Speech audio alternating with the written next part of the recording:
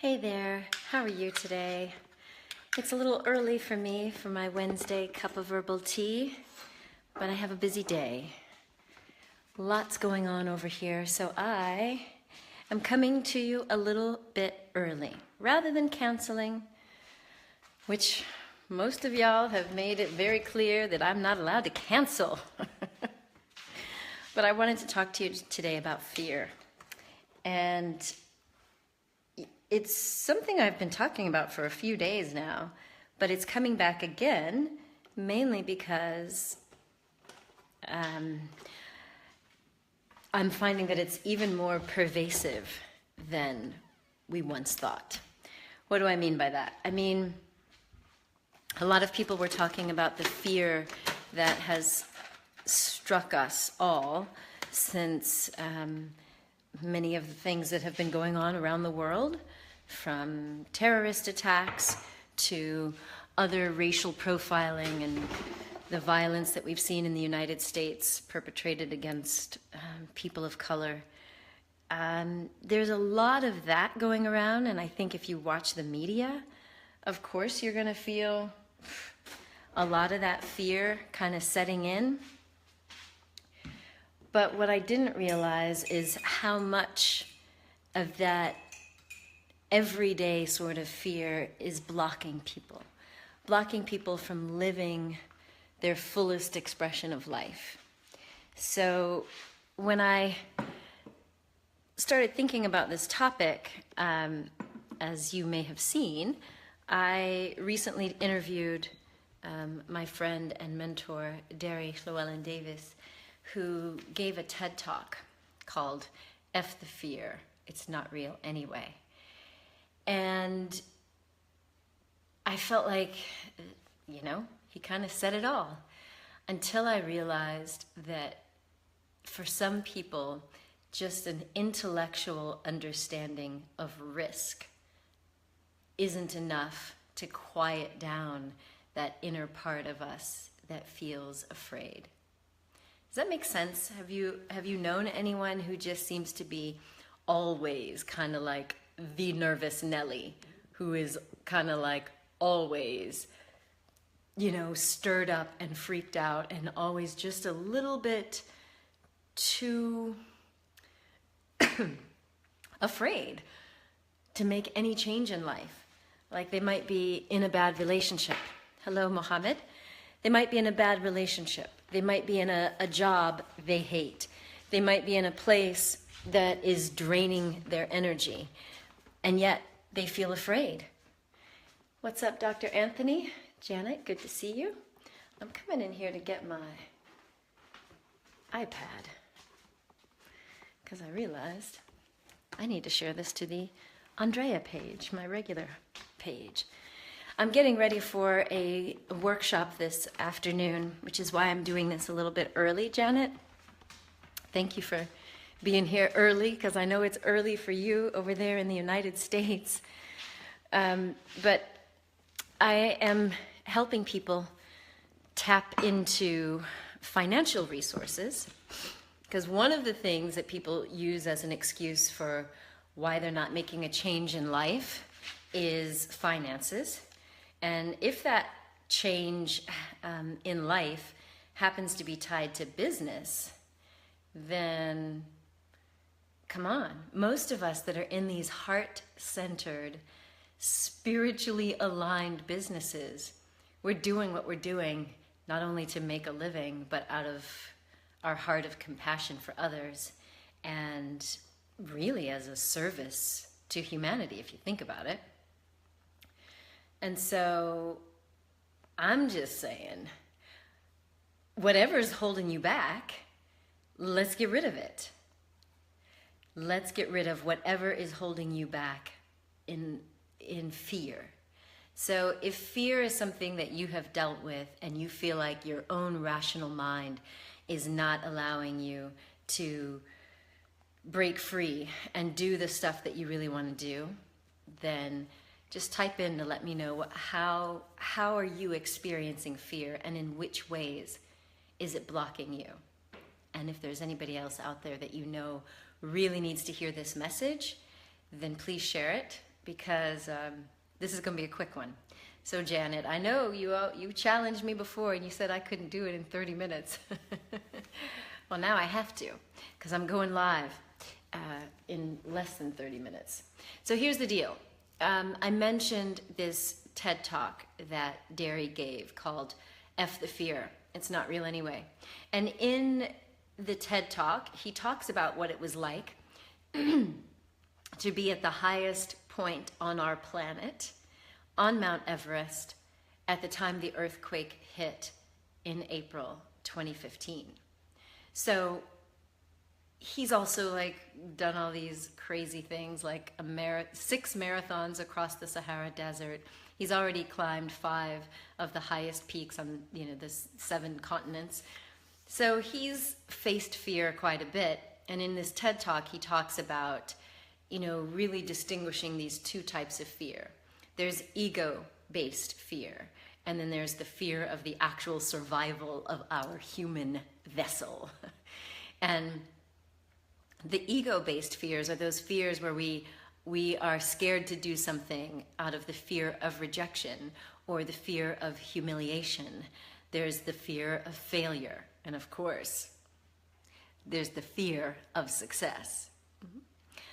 That one tripped me out when I think back to early on in my career when I first opened my wellness center. I remember trusting people. Okay, I would know I was naive, but I had this trust that when people came in with this bright-eyed idea and this desire to work or create, I was like, okay, let's do it. Here, we've created this beautiful space for you. And they would peter out, they wouldn't actually follow through. And I'm like, wait a minute, I've made everything so easy for them. How can it? And then I realized some people have a fear of success. And it's not the fear that our physical body will die. So, what Deri said in the TED was, is it fear that's actually, you're at risk of dying, the risk of peril? Then that is quote unquote real fear. So, we have a fear of heights. Why? Because then our physical vehicle is at risk of falling and dying. But the fear of asking someone out on a date, the fear of, choosing a new career, moving to a new place, getting out of a bad relationship, fear of just speaking up. These are those ego-based fears because our egoic personality feels threatened. Now, generally, when we can rationally think about it, we should be able to get over those things, right? But if you're finding that you have this persistent, irrational fear that's holding you back, I want to just offer you a few ways to get around it. Now, in Deri's TED Talk, he talks about F the fear, and it's not just the F word that it's face the fear, feel the fear, and then free the fear. And I'll let you watch his TED to hear his take on how he's done it in so many situations in life. But I want to just help you think this through. So I believe, and all of my training and all of the spiritual people I've seen around the world from various cultures, the underlying truth is this. As a beautiful human being on this planet, you are meant to thrive, to live fully, and to live free, firmly planted and grounded on this beautiful planet of ours. Now, if we look back as to why we don't feel free and safe and secure to get out there and live our lives, to express ourselves, to live our truth, it typically comes back to some past programming. So that programming could be something that happened to you as a child, some experience, some abuse, some parental figure or a bully or a teacher or a coach who made you doubt your ability and your safety to fully express yourself in the world. And that's okay, because maybe you reacted by playing a little bit smaller, being a little bit quieter, trying to just kind of, as Dr. Janet calls it, chameleonize, to try to fit in. What's up, Karan? Hey, Helena. Good to see you here. Karan, I got your message, and I'm sending you love and healing, peaceful vibes for your upcoming events. So that fear that we feel that stops us from taking action, if we start to unpack it and unravel it to try to get at its root cause, so maybe your mind can say, oh, now I know why I'm afraid to speak up. It's because that teacher who made fun of me when I was reading in front of the class, or the kids that laughed at me when I was up on stage. Sometimes your adult mind can say, okay, I get past it. I'm facing my fear right now. Am I still that 7-year-old on stage, or that 10-year-old or whatever? No, in the present moment, I can handle this. And so I think one of the things that you'll hear Deri talk about is, facing our fear means, feeling it and assessing risk. So one of the examples that I really love is, imagine if there was like a beam, a 2x2 beam, not 2x2, but like, I don't know, whatever. Let's say that there's just like a beam of wood just laying on the floor, right? And if you were to have to walk across this beam and it's on the floor, how much fear would you feel? Well, probably very little, because one, you're not going to fall, the floor is right there, so there's no real risk. But if we just raise that beam, even just, not even very high, 20 feet, would you feel fear then? Well, yes, because your mind is starting to assess, I could slip. I mean, that's a hard floor. I could fall on the table. I could break something. So when we start to experience that kind of fear based on the surroundings and our risk, okay, it makes sense. Now, of course, if you were a tightrope walker and you've practiced your balance, you might not feel the same amount of fear. Why? Because you've practiced, and because you have a sense of mastery over your body and your muscles, and you might even get a thrill out of it, and that thrill propels you into taking that risk and to meeting that fear head on. So here's another example. If you can remember back to maybe when you first learned to ride a bike, and even, that day that you had the training wheels taken off. What do you guys call that in Britain? You guys, I remember hearing somebody have, hi Shireen, do you know what I'm talking about? Do you know what the training wheels are? When you're first learning to ride a bike, there's the little 2 extra wheels on the side. In America, we call them training wheels.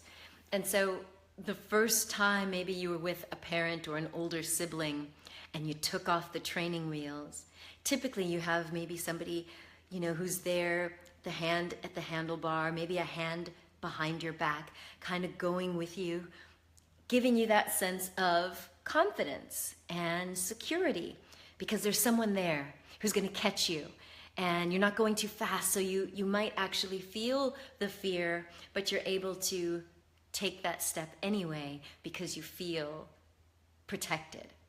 Does that make sense? Shireen, you're not saying anything. What do you guys call those wheels on a bicycle? And what about, for those of you who are really daredevils, who have done something like bungee jumping, or even a parachute, for example? Have you ever had one of those experiences where you were willing to jump, whether it's a parachute, jumping out of a plane, or you're skydiving some other kind of way, or hang gliding, or bungee jumping? Why are some people willing to take that risk? Because they feel like there's some support. That bungee cord is going to catch them, or there's a net underneath, or they have a parachute on their back. So you feel, you sense, you believe that there's some kind of support. So you're willing to face that fear and go ahead and do whatever it is you're going to do anyway. So if you can assess your risk and feel that you're somewhat supported and safe, you might be willing to do something scary. But what I've noticed in my career is and I'm not saying everybody has this, it might just be that because of my work, I attract people. I think I attract two kinds of people. The people who are like, wow, Andrea, you just presented me an idea and a program and an opportunity, and I'm going to take it and fly. And then I get these other people who are like, wow, Andrea, you just presented an idea that I want to do, and then they peter out for some reason. And there's these fear things. It's like they feel like they might be supported, but then something holds them back. Hello, Harriet. And so if you think back to all of these wisdom traditions around the planet, knowing that as a human, we are meant to feel safe and secure, that Mother Earth and Father God are here to watch out for us, that the universe has our back, that we can walk firmly on Mother Earth, feeling safe and secure and grounded.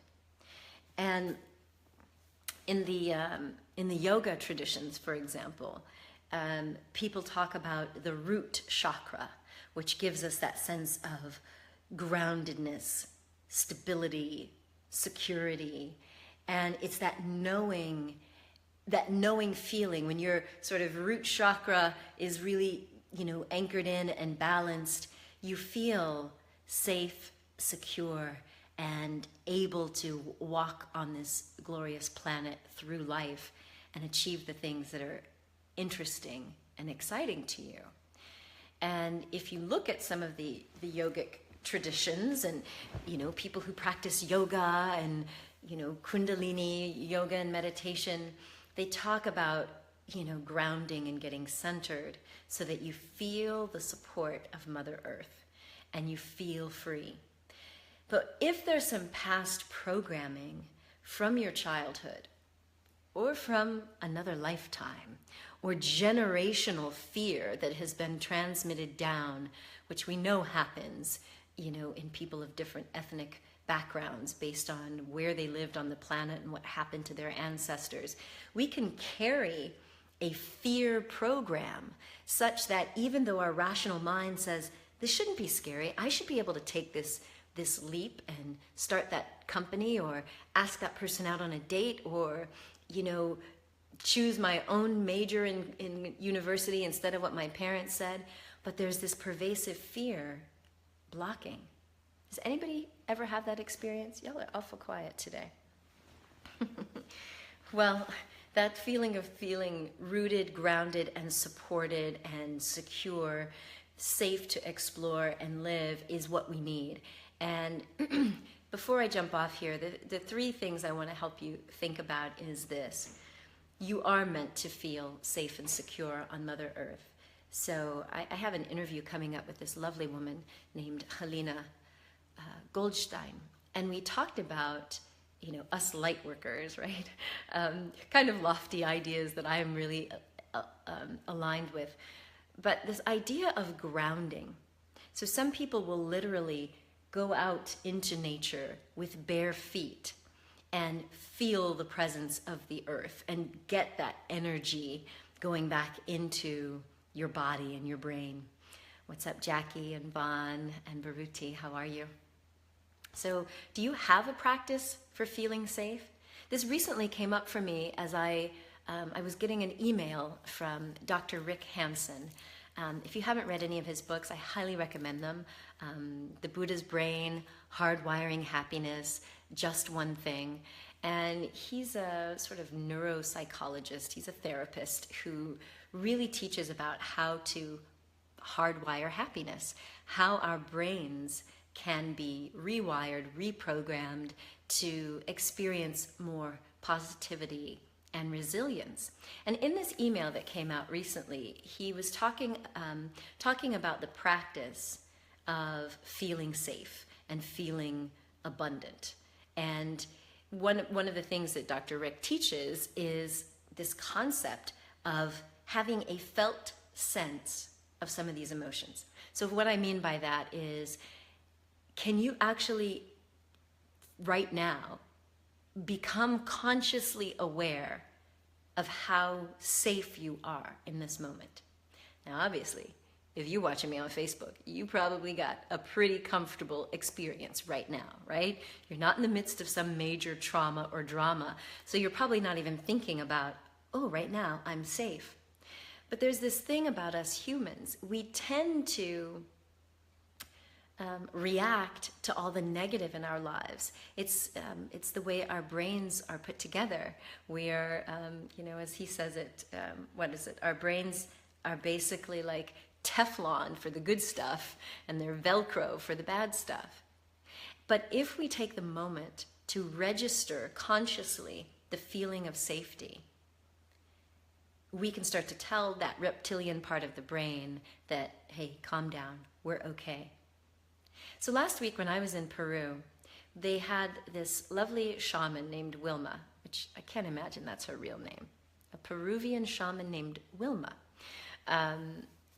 I think I might be late. Somebody's telling me I have 1 minute. So I'm gonna click off here because I'm supposed to be teaching or co-teaching. But I want you to think about the things that you do to make yourself feel safe. And we will pick this up again because I'm getting messages that I'm supposed to be somewhere else right now. So one of the things that Wilma said was that we can call on the mountains. We can call on the mountains to protect us. Like Mother Earth is here, like a good mother will be, to protect us. And if you don't feel that protection, you can call on the mountains. So I'm going to leave you with that. You guys can comment away. Sorry for such a short verbal tea experience with me, but sometimes that's just the way it goes. I'm sending you tons of love. I want to see your comments, and we will pick up this conversation. But I want you to play with this idea of just tapping into the energy of safety that's all around you and letting your brain enjoy that. See you. I'm going live into my training now. For everybody else out there who's supposed to be on, hey Jill, I think you're supposed to be on the Zoom call with me too. Much love.